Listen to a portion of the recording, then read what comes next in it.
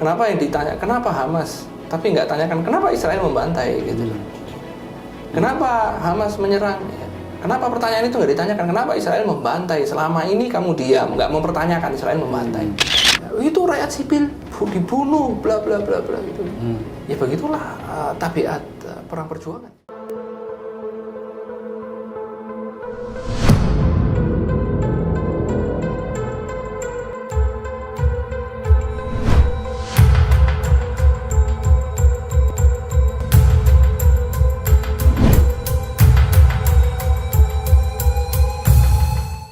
Sebenarnya faktor utama Hamas sampai melakukan serangan pertama kali, atau ada proses yang membuat Hamas harus berbuat seperti itu, atau gimana sebenarnya?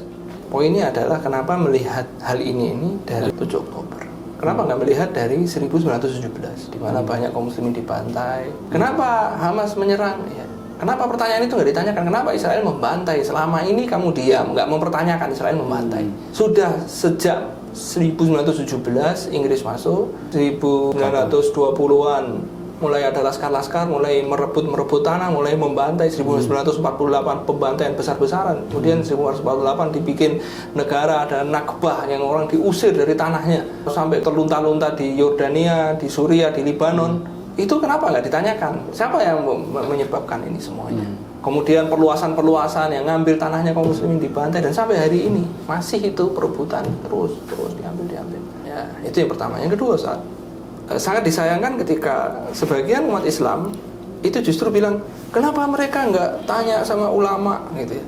Kenapa mereka nggak minta fatwanya ulama? Seakan-akan para pejuang di Gaza ini sekelompok anak muda buta huruf yang nggak ngerti apa-apa, yang tiba-tiba dengan modal semangat kemudian asal berperang. Mereka itu punya ulama, mereka punya Dewan Syuro, mereka punya di Gaza itu masyarakat penuh Fadlul Quran, penuh ulama. Ada Jamiah Ghazali Islamiyah, ada yang menelurkan para ulama-ulama, ya, nggak sembarangan.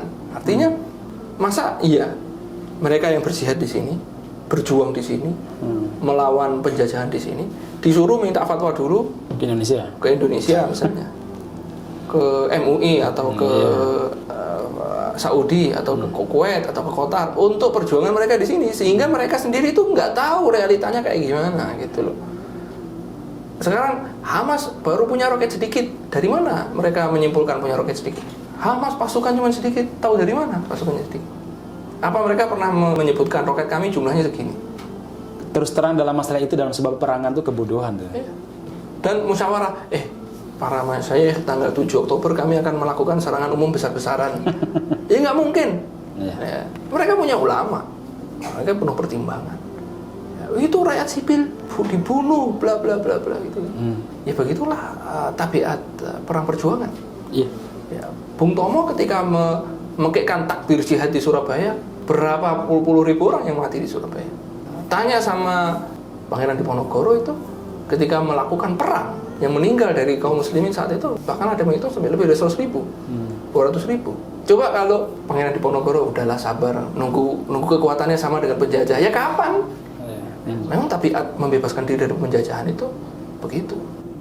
Dan perang ini membuat saya akhirnya menyadari bahwa tadinya saya menyangka Palestina itu dijajah, tapi melihat reaksi dunia terhadap kejadian ini, sebetulnya Israel dan Amerika ini menjajah dunia. Kecuali Palestina belum berhasil dijajah.